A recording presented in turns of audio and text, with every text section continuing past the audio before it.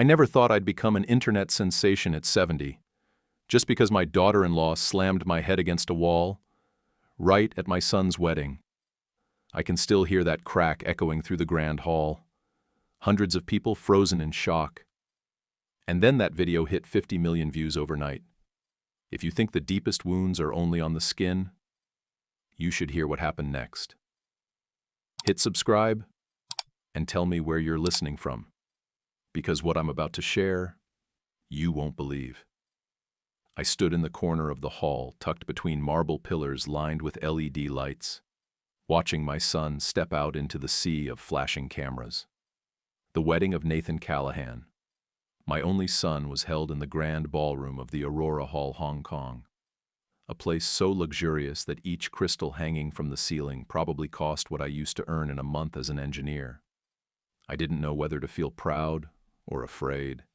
Everything here was too bright, too polished, too televised. Ever since Serena the bride came into Nathan's life, the wedding stopped being a ceremony. It became a global live show. At 70, I thought I'd seen it all. But I was wrong. Nothing could have prepared me to watch my son marry a woman whose every glance whispered calculation. Serena always knew how to charm a crowd. Flawless face, half-true smile, and the way she called me Dad, like she was reading a script. I'd come 2 hours early, not to enjoy the party, but to observe. Tables draped in silver-white cloth, a 10-meter LED stage cameras sweeping automatically across the room. I counted at least 4 streaming live on Exostream. A monitor off stage showed the live view count ticking up. They weren't hiding it. This wasn't a wedding, it was a production. When the MC took the stage, my throat felt dry. I looked around. Barely saw any family. Just business partners, investors, people there to be seen on camera. I quietly sat down, gripping a glass of water. I've never liked alcohol, not since I lost my wife. Nathan spotted me from across the hall and smiled. That smile, I used to love it so much. But tonight it felt distant, rehearsed, like the smile of someone trained to know exactly when to emote. Serena squeezed his hand and bowed to the guests in the spotlight. She looked every bit the perfect bride playing her part. Then the MC announced, a special gift from the groom's family.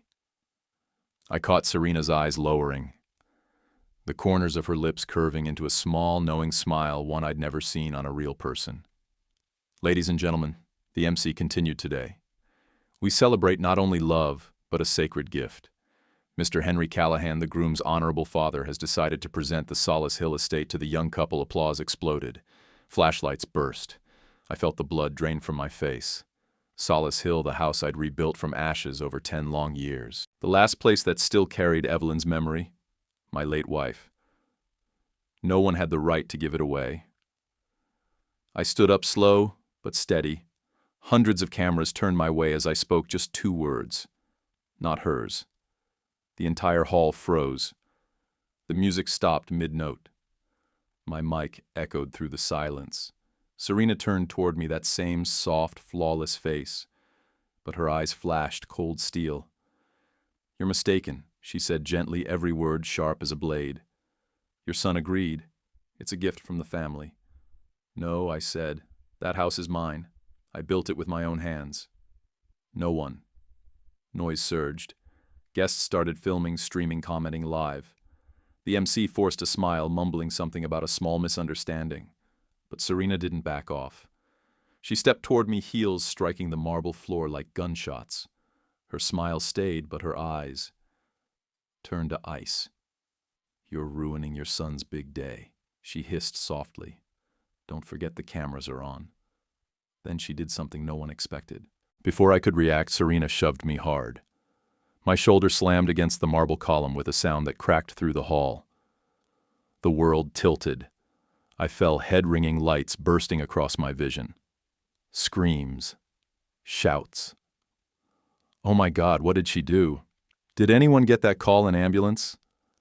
Voices blurred into a storm. I heard Nathan shouting my name, though I couldn't tell if it was out of fear or because the cameras were still rolling. When I lifted my head, I saw them. Hundreds of lenses still aimed at me, red lights blinking. And in that moment, I understood that crash didn't just crack the wall. It shattered the illusion they had built around us. When I woke up in the hospital that night, the smell of disinfectant mixed with the beeping of the heart monitor, reminding me I was still alive, even though half of me had already died. The hit didn't kill me, but it broke open a flood of memories. Solace Hill, the house I spent the last 10 years of my life rebuilding from the ruins of the past. They said I had a mild concussion, that my memory might be temporarily disoriented. But no, I remembered everything. Every brick, every hammer strike, every drop of sweat that fell from my face.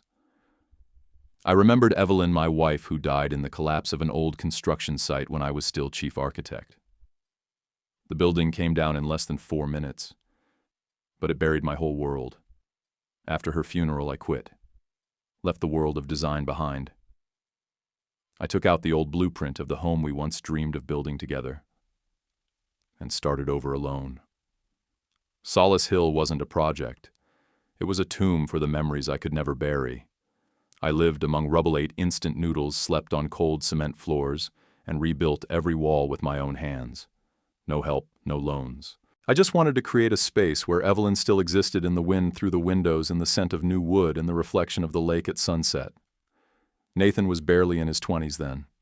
He didn't understand. To him, his father was just a broken old man clinging to the past. When I said, "Son, help me paint the walls," he told me, "Dad, you need to learn to live in the present." And then he left. I didn't blame him. Being a father isn't about holding on.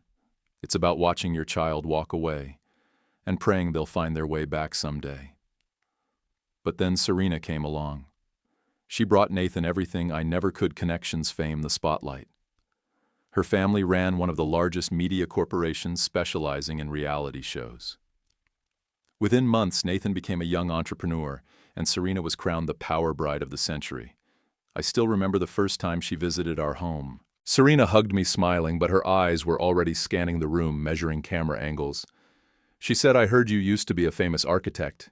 You must understand how valuable a beautiful house can be for media." I told her quietly, "It's not a beautiful house, it's my house." She smiled, that soft, practiced smile. "Even better," she said, "I'll make sure the whole world sees it." I didn't understand what she meant. Not until I saw her film crew show up at Solace Hill with drones and scripts. They built mock stages for the wedding, hung lights along the hallways, moved the furniture I'd arranged over years.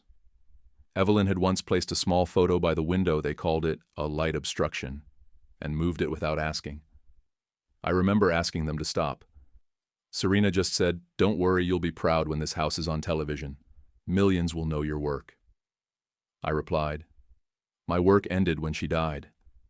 What's left isn't for show." She smiled again, smooth and cold as glass. "Then let me help you bring it back to life." I didn't know that what she meant by bring it back was erasing me from it completely. 3 weeks before the wedding, Nathan came to see me. He said Serena wanted to hold the ceremony at Solace Hill. I refused. He was quiet for a moment, then said, "Dad, please don't make this hard.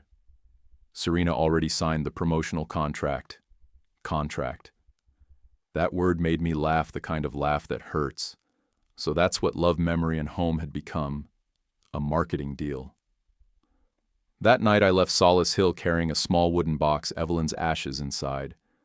I didn't know what they would do to the house.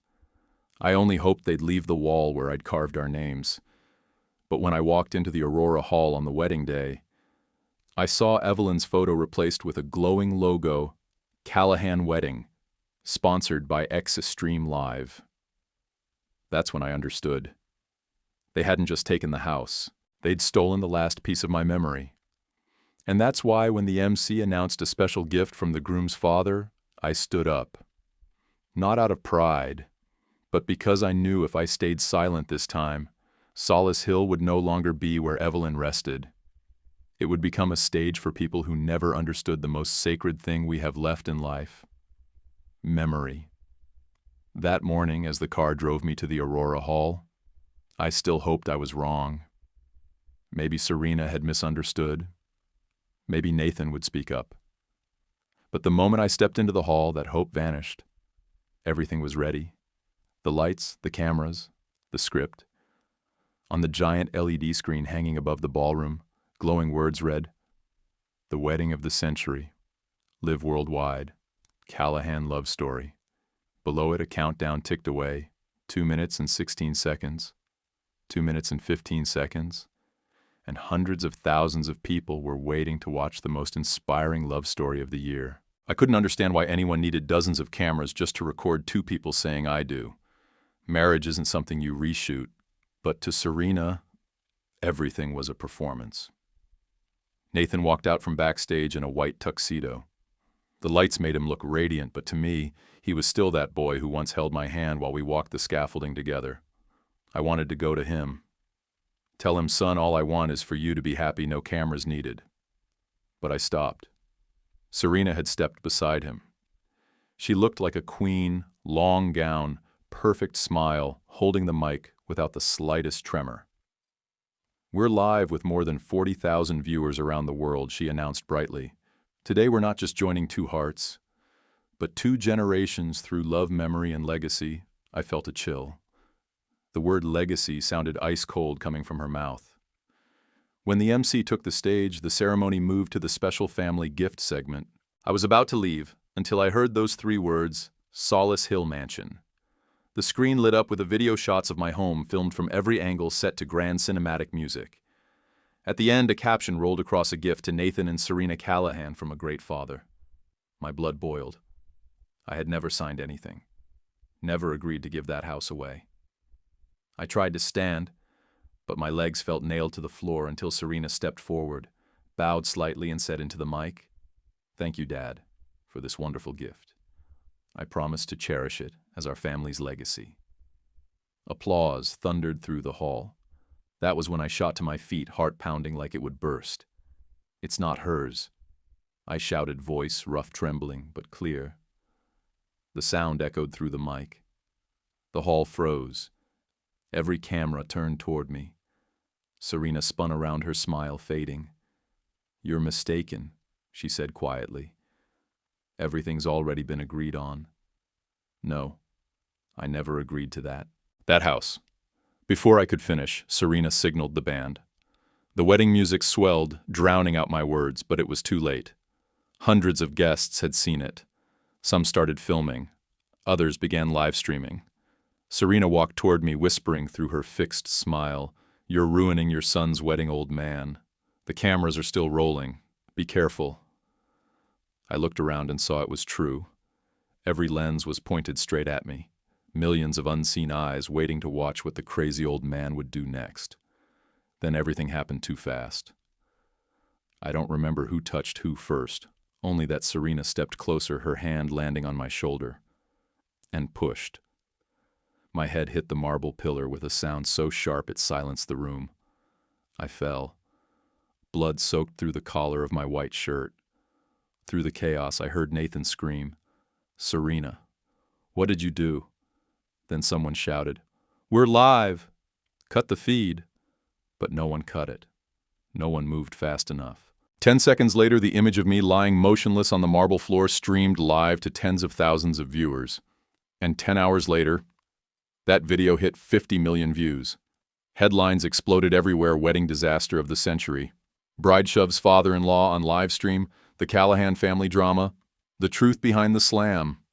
I lay in the hospital, head wrapped in bandages, listening to doctors talk about mild brain trauma, but I felt no pain, just an emptiness in my chest. People said I was famous now. Some called me a symbol of the old generation being pushed aside. Others mocked me, said I acted better than a movie star. But I didn't care. The only thing that haunted me was why the camera never turned off. Who kept it running, and who really wanted the whole world to see that moment I didn't know then. That from that single instant, a darker secret was waiting to surface, and that blow to my head was only the beginning of everything. They say when you're hit in the head, you forget things. But for me, every blow only makes the memories sharper. I remember Serena's scream, the blinding white lights on the ceiling, and Nathan's terrified face caught between helping me or blocking the camera. 3 days later, I was discharged. By then, the whole world knew the name Henry Callahan. News outlets talk, shows thousands of social media posts. They called me many things. The father attacked by his daughter-in-law in the wedding of the century, the victim of the digital age. But through all those headlines, I heard only one thing: 50 million views. They measured my pain in numbers. Nathan came to visit. He looked exhausted. He sat down beside my bed, silent for a while, then said, "Dad, the media's gone too far.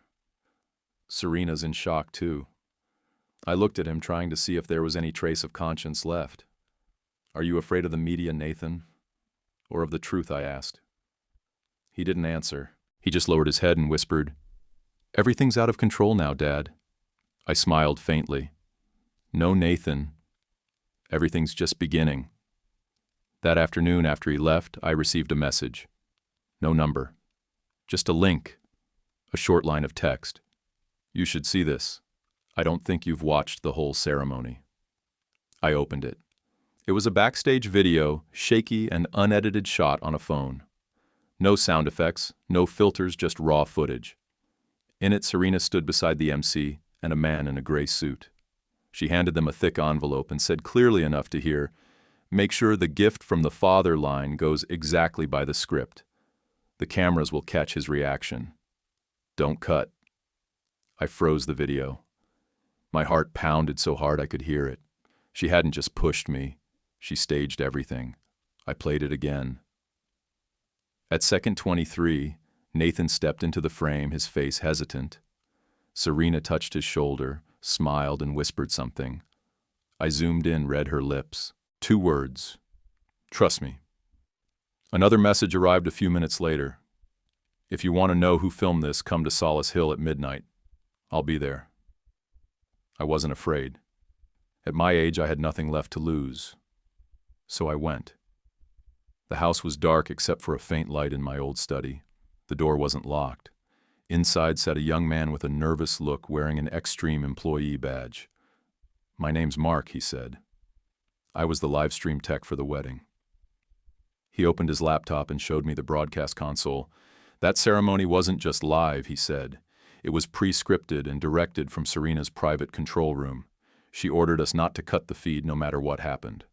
I went cold. She knew it would happen. Mark nodded. "Not new.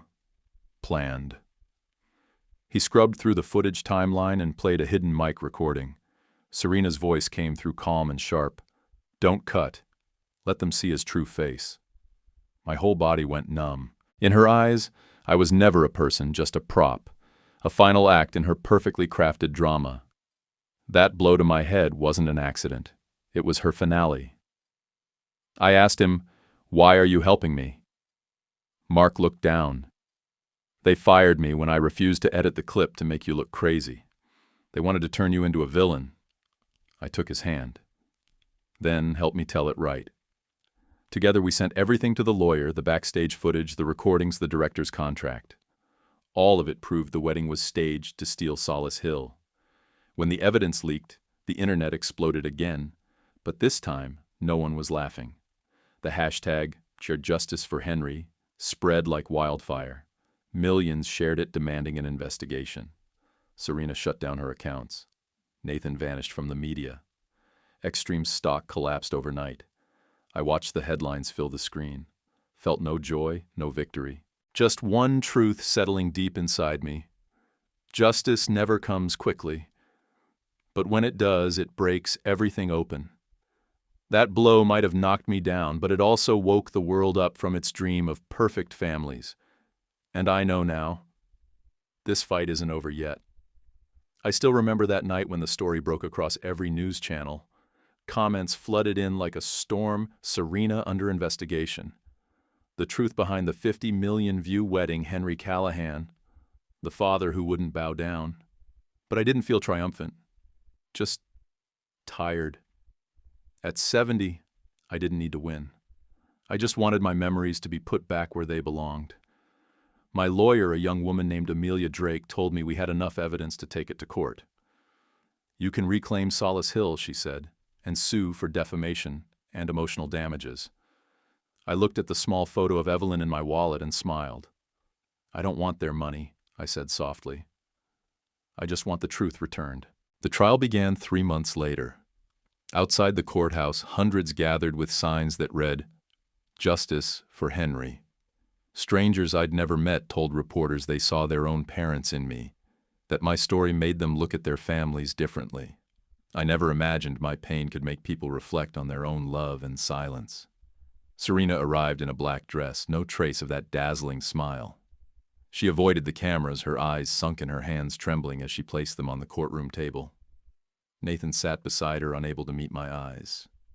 I didn't hate him. I only felt sorry. Sorry for a son whose ambition had blinded him to his own light. When the backstage video played, the courtroom went silent. Serena's voice echoed through the speakers, cold and clear. "Don't cut the feed. Let them see his true face." No one spoke. Even the judge's gavel couldn't break the weight of that moment, because everyone knew there was nothing left to defend. After 2 days, the verdict came. Serena was charged with assault and fraud. Nathan wasn't convicted, but he lost all inheritance rights. And me, I officially reclaimed Solace Hill. When the doors closed behind us, Nathan ran after me. "Dad," he called. "I'm sorry. I never meant for it to go this far." I turned to him and said quietly, "It's not your fault for trusting the wrong person. But if you don't learn to face the truth, you'll spend your life living in someone else's script." He nodded, tears in his eyes, but I didn't turn back. There was nothing more to say to the past. 3 months later, I returned to Solace Hill. The mansion that once glowed with stage lights was now still and quiet, the wind whispering through the shutters. When I pushed open the old wooden door, the hinges groaned a sound that felt like an old friend welcoming me home. Everything was the same, except me. I didn't want to keep Solace Hill just for myself anymore. I opened a program called the Memory Workshop, a place for the elderly to tell their life stories through painting music or handwritten journals. I wanted them to understand memories aren't meant to be hidden, and they should never be stolen. On opening day, hundreds came. Some from far away, some who wrote to say that the video gave them courage to walk away from controlled lives. I looked at their faces and saw my own reflection, people who had once been forced into silence. That evening, after everyone left, I sat alone in the room where Evelyn's bookshelf once stood. I placed her photo back by the window that looked out to the lake. Sunlight poured through the glass, turning the dust into tiny, glittering sparks. I turned on the camera, no lights, no editing, no script. Just me, an old man once misunderstood by the world. "I used to think that blow ended my life," I said slowly. "But it only woke up the part of me I'd forgotten, the part that still believes in truth." I paused, smiled gently, and added, "If anyone's ever made you doubt your own story, remember this. The truth doesn't need a stage. It only needs your voice." I turned off the camera. Outside, Solace Hill glowed softly. No cheers, no applause. Just the warm light spilling through the windows, illuminating the wall where Evelyn and I once carved a small line. Home isn't where you live, it's where you're believed. And this time I knew the story had truly ended exactly the way I chose to tell it. If you've watched until now, thank you for staying with me till the very end. Don't forget to like, share, and subscribe, because the next story might be yours.